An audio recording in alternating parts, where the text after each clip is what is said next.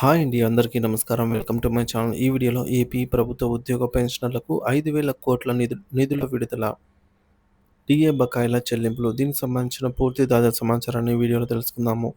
Video అయితే ఎక్కడ గాని స్కిప్ చేయకుండా ఎండ్ వరకు చూసేయండి. ఇన్ఫర్మేషన్ పూర్తిగా అర్థమవుతుంది. అలాగే వీడియో చూస్తున్న ప్రతి ఒక్కరు వీడియోకి లైక్ చేయండి ఫ్రెండ్స్. ఈ వీడియోని తోటి ఉద్యోగ పెన్షన్ మిత్రులతో అయితే షేర్ చేయండి. కొత్తగా మన ఛానల్‌ని చూస్తున్నవారు ఇంకా ఎవరైనా సబ్స్క్రైబ్ చేసుకున్నట్లయితే వెంటనే మన ఛానల్‌ని సబ్స్క్రైబ్ చేసుకోండి. దీని ద్వారా నేను చేసే లేటెస్ట్ వీడియోస్ అన్నీ మీ వరకు రీచ్ అవుతాయి. ఇక ఆలస్యం చేయకుండా వివరాల్లోకైతే వెళ్ళిపోదాము. ఫ్రెండ్స్, ఇక విషయానికొచ్చినట్లయితే రాష్ట్ర ప్రభుత్వ ఆర్థిక పరిస్థితి మరోసారి చర్చనీయాంశంగా మారింది.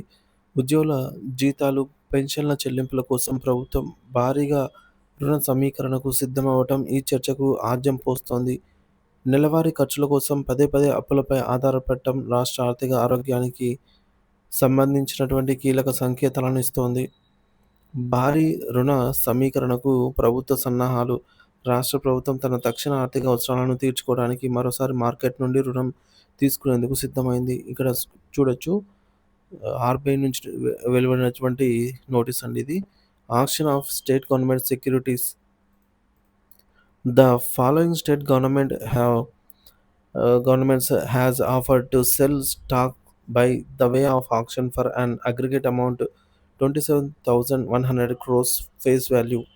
ఇందులో ఆంధ్రప్రదేశ్ ప్రభుత్వం కోసం హ్మ్, ఈ విధంగా 5,000 కోట్ల రూపాయలనైతే నిధుల సమీకరణ అన్నమాట. మొదటి 1,500 కోట్లను 6 సంవత్సరాల్లో తిరిగి చెల్లించేలాగా, మరొక 1,500 కోట్లను 8 సంవత్సరాల్లో తిరిగి చెల్లించేలాగా, మరొక 2,000 కోట్లను 9 సంవత్సరాలు తిరిగి చెల్లించేలాగా ఈల్డ్ టైప్ ఆక్షన్‌లో అయితే పాల్గొని ఈ యొక్క నిధులను సమీకరించడం ఉందన్నమాట. The auction will be conduct on the Reserve Bank of India core banking solution e-Kuber system on August 5, 2025. So, ఈ రుణం మొత్తం 5,000 కోట్లు వచ్చే మంగళవారం Reserve Bank of India RBI నిర్వహించే సెక్యూరిటీ వేలం ద్వారా రుణాన్ని సమీకరించనున్నారు. ఈ రుణాన్ని 3 వేర్వేరు కాల పరిమితులలో తీసుకోనున్నారు. మొదటి 6 సంవత్సరాల్లో తిరిగి చెల్లించేలాగా ఇందాక మనం చూసినట్లుగా.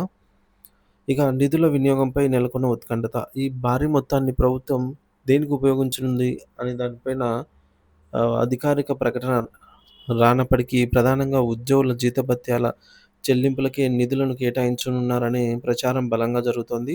దీనికి గల కారణాలు: జీతాల చెల్లింపులు జాప్యం. ప్రతి నెల ప్రారంభమై రోజులు గడుస్తున్నా ఇంకా జీతాలు, పెన్షన్లు అందక లక్షలాది మంది విశ్రాంత ఉద్యోగులు తీవ్ర ఆందోళనతో ఎదురుచూస్తున్నారు. సామాజిక పెన్షన్ల పంపిణీ ఇప్పటికే పూర్తయిన నేపథ్యంలో తదుపరి ప్రాధాన్యత ఉద్యోగులకే ఉంటుందని భావిస్తున్నారు. పెండింగ్‌లో ఉన్న డీఏ బకాయిలు. మరోవైపు ఉద్యోగులు ఎప్పటినుంచో డిమాండ్ చేస్తున్న కరువు భత్యం, డీఏ బకాయిల చెల్లింపు అంశం కూడా తెరపైకి వస్తోంది. ఈ రుణంలో కొంత భాగాన్ని డీఏ బకాయిల కోసం వినియోగించే అవకాశం ఉందా అనే దానిపై ఉద్యోగ వర్గాల్లో ఆసక్తి నెలకొంది. ఇతర పెద్ద పథకాలు లేకపోవడం. ప్రస్తుతం తక్షణమే భారీగా నిధులు కేటాయించాల్సిన కొత్త పథకాలేవీ అమల్లో లేకపోవడంతో ఈ రుణం తప్పనిసరిగా ప్రభుత్వ నిర్వహణ ఖర్చులకే వినియోగిస్తారనే వాదన బలంగా ఉంది. ఆర్థిక ఒత్తిడికి సంకేతమా అంటే, సాధారణంగా అభివృద్ధి కార్యక్రమాలు, మౌలిక సదుపాయాల కల్పన కోసం ప్రభుత్వాలు రుణాలు తీసుకుంటాయి. కానీ జీతాల వంటి నిర్వహణ ఖర్చుల కోసం పదే పదే అప్పు చేయాల్సిన పరిస్థితి రావడం రాష్ట్ర ఆర్థిక నిర్వహణపై తీవ్రమైన ప్రశ్నలను లేవనెత్తుతోంది. ఇది రాబడికి, ఖర్చులకు మధ్య పెరుగుతున్న అంతరాయానికి, తద్వారా ఆర్థిక ఒత్తిడికి స్పష్టమైన సంకేతంగా ఆర్థిక నిపుణులైతే విశ్లేషిస్తున్నారు. మొత్తం మీద ఈ 5,000 కోట్ల రుణం రాష్ట్ర ఆర్థిక వ్యవస్థలో తాత్కాలికంగా నగదు లభ్యతను పెంచినప్పటికీ దీర్ఘకాలిక ఆర్థిక స్థిరత్వంపై ఆందోళనలు కొనసాగుతూనే ఉన్నాయి. ఉద్యోగులు, పెన్షనర్లు తమకు రావాల్సిన చెల్లింపుల కోసం ఎదురుచూస్తుండగా ప్రభుత్వం ఈ నిధులను ఏ విధంగా కేటాయిస్తుందో, రాష్ట్ర ఆర్థిక వ్యవస్థను తిరిగి గాడిలో పెట్టడానికి ఎలాంటి చర్యలు తీసుకుంటుందనేది వేచి చూడండి. ఇకపోతే డీఏ అరియర్స్ అండి. ఇక్కడ చూడొచ్చు. సో, ద పెండింగ్ డీఏస్ అయితే ఇక్కడ పెండింగ్‌లో ఉన్న డీఏలకు సంబంధించి ఇన్ఫర్మేషను. సో, ఇవన్నీ కూడా అరియర్స్ రావాల్సి ఉంది. ఇవన్నీ డీఏలు ప్రకటించాల్సి ఉందన్నమాట. సో, మనం చూసుకోవచ్చు DA merged in basic pay hence initiated DS as on 1st July 2018 is 0. So, అప్పటి వరకు 2018 జూలై వరకు 0 చేసి తర్వాత, తర్వాత నుంచి ఒక్క బకాయిలు కూడా చెల్లించలేదన్నమాట. చూడొచ్చు. సో, ఇక్కడ డీఏనైతే 0 చేయడం జరిగింది. తర్వాత జనవరి 1, 2019న ఆహ్, ఈ యొక్క డీఏను కేంద్ర ప్రభుత్వం 3% ప్రకటించగా, రాష్ట్ర వాటా అయినటువంటి 2.73% అయితే ప్రకటించడం జరిగింది. అలాగే జూలై 2019లో సో, మన రాష్ట్ర వాటా 4.55, తర్వాత 3.64, 2.73, 3.64, 2.73, 2.73, తర్వాత వరుసగా 3.64, 3.64, 3.64. తర్వాత ఇంకా ప్రకటించాల్సినటువంటి 4 డీఏలు పెండింగ్‌లో ఉన్నాయి. వీటి మొత్తం కలిపి 10.98. సో, ఈ నాలుగిటి మొత్తం 10.92% డీఏనైతే ప్రభుత్వం ప్రకటించాల్సి ఉంది. సో, దీంతో ప్రస్తుతం మనం తీసుకుంటున్నటువంటి 33.67% డీఏ ఏదైతే ఉందో, ఈ 4 డీఏలు కలుపుకున్నట్లయితే 44.59% అయితే అవుతుందన్నమాట. సో, డీఏ అనేది 50% దాటితే మళ్ళీ జీరో చేస్తారనమాట. బేసిక్‌లో మెర్జ్ చేసి జీరో చేస్తారు. ఏపీ ఉద్యోగుల పెండింగ్ డీఏల భారం 10.92% బకాయిలైతే ఉన్నాయి. 12వ పీఆర్సీపై నీళ్లు.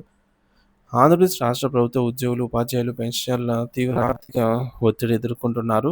పెరుగుతున్న ధరలతో జీవన వ్యయం భారంగా మారుతున్న తరుణంలో ప్రభుత్వాలు సకాలంలో చెల్లించాల్సిన కరువు భత్యం, డిఎన్ఎస్ అలవెన్స్ బకాయిలు పేరుకుపోవడం వారిని మరింత ఆందోళనకు గురిచేస్తోంది. దీనికి తోడు అమలు కావాల్సిన 12వ వేతన సవరణ సంఘం పీఆర్సీపై కూడా స్పష్టత లేకపోవడంతో ఉద్యోగ వర్గాల్లో తీవ్ర అసంతృప్తి నెలకొని ఉంది. పేరుకుపోయిన 4 డీఏల బకాయిలు మొత్తం 10.92%. ప్రస్తుతం ఆంధ్రప్రదేశ్ ప్రభుత్వ ఉద్యోగులకు 4 విడతల డీఏలు పెండింగ్‌లో ఉన్నాయి. కేంద్ర ప్రభుత్వం ఎప్పటికప్పుడు ప్రకటించే డీఏలకు అనుగుణంగా రాష్ట్ర ప్రభుత్వం కూడా విడుదల చేయాల్సి ఉండగా, ఈ యొక్క ప్రక్రియ అనేది తీవ్ర జాప్యం అయితే జరుగుతోంది. ఇక్కడ చూడొచ్చు విడుదల కావాల్సినటువంటి డీఏలు వాటి శాతం కూడా మనకైతే చూడొచ్చు. 2024, 25కు సంబంధించి జనవరి మరియు జూలై నెలలు. ఇక మొత్తం పెండింగ్ డీఏ 10.92% అయితే అప్రాక్సిమేట్‌లీ ఉందన్నమాట. ఈ డీఏను ప్రభుత్వం తక్షణం విడుదల చేయాలని ఉద్యోగ సంఘాలు డిమాండ్ చేస్తున్నాయి. ఈ 2 డీఏల చెల్లింపులు చారిత్రాత్మక నేపథ్యం. 11వ పీఆర్సీలో భాగంగా జూలై 1, 2018 నాటికే ఉన్న డీఏను మూల వేతనంలో విలీనం చేయడంతో అప్పటి నుంచి డీఏ లెక్కింపు 0 నుంచి ప్రారంభమైంది. అప్పటి నుంచి ఇప్పటి వరకు పెరిగిన డీఏ శాతాలైతే ఇక్కడ మనం గమనించవచ్చు. సో, ఇందాక మనం టేబుల్‌లో చూసిందే అండి ఇది. Same percentage. ఇక డీఏల జాప్యం ఉద్యోగుల ఆర్థిక పరిస్థితిపై తీవ్ర ప్రభావం చూపుతోంది. కరువు భత్యం అనేది ప్రభుత్వాలిచ్చే రాయితీ కాదు. పెరుగుతున్న ద్రవ్యోల్బణం నుంచి ఉద్యోగుల వాస్తవ వేతనాన్ని రియల్ వేజ్ కాపాడే ఒక చట్టబద్ధమైన హక్కే డీఏ. సో, భారీ ఆర్థిక నష్టం. పెండింగ్‌లో ఉన్న ఈ 10.92% డీఏ మరియు దాని బకాయిలను ఒకేసారి విడుదల చేస్తే ఉద్యోగులందరికీ వారి మూల వేతనాన్ని బట్టి సుమారుగా 3-4 లాక్స్ వరకు లబ్ధి చేకూరే అవకాశం ఉంది. ఈ నిధులు సకాలంలో అందకపోవడంతో సో, పర్ యానమ్ అండి ఇది. సో, పర్ యానమ్ 3-4 లక్షలైతే లబ్ధి చేకూరుతుంది. సో, ఇదంతా వారు నష్టపోతున్నారని చెప్పాలి. ఇక ఈ నిధులు సకాలంలో అందకపోవడంతో ఉద్యోగులు ఆర్థికంగా నష్టపోతున్నారు. 12వ పీఆర్సీ జాప్యం. నిబంధనల ప్రకారంగా 2022 జూలై నాటికే 12వ పీఆర్సీ అమలు చేయాల్సి ఉంది. కానీ ఇప్పటికీ పీఆర్సీ కమిషన్ నియమించకపోవడం ఉద్యోగులలో ఆందోళనను పెంచుతోంది. మధ్యంతర భృతి ఐఆర్‌పై మౌనం. కొత్త పీఆర్సీ అమల్లో జాప్యం జరిగినప్పుడు ఉద్యోగులకు తక్షణ ఉపశమనంగా మధ్యంతర భృతి ఐఆర్ ప్రకటిస్తారు. కనీసం 30% ఐఆర్ ప్రకటించాలన్న డిమాండ్‌పై కూడా ప్రభుత్వం స్పందించడం లేదు. డిమాండ్లు. ఉద్యోగులు తమ హక్కుల కోసం, తమకు న్యాయంగా రావాల్సిన ప్రయోజనాల కోసం ప్రభుత్వాన్ని డిమాండ్ చేస్తున్నారు. కేవలం డీఏ బకాయిలే కాకుండా ఉద్యోగుల సంక్షేమానికి సంబంధించిన కీలక అంశంపై ప్రభుత్వం నిర్లక్ష్యం వహిస్తోందని వారు ఆరోపిస్తున్నారు. ప్రభుత్వం తక్షణమే స్పందించి క్రింది చర్యలు చేపట్టాలని ఉద్యోగ, ఉపాధ్యాయ, పెన్షనర్ల సంఘాలు ముక్తకంఠంతో డిమాండ్ చేస్తున్నాయి. పెండింగ్‌లో ఉన్న 4 డీఏలను తక్షణమే విడుదల చేయాలి. 12వ పీఆర్సీ కమిషన్‌ను వెంటనే నియమించాలి. కాలపరిమితితో కూడినటువంటి నివేదిక కోరాలి. అలాగే పీఆర్సీ అమలుకు ముందు ఉద్యోగులకు ఉపశమనంగా కనీసం 30% మధ్యంతర భృతిని ప్రకటించాలి అనైతే డిమాండ్స్ ప్రధానంగా ఉన్నాయి. ఉద్యోగుల నైతిక స్థైర్యాన్ని, వారి ఆరోగ్య భద్రతను కాపాడాల్సిన బాధ్యత ప్రభుత్వంపై ఉందని, వారి న్యాయమైన డిమాండ్లను వెంటనే పరిష్కరించాలని అయితే వారు కోరుతున్నారు ఈ సందర్భంగా.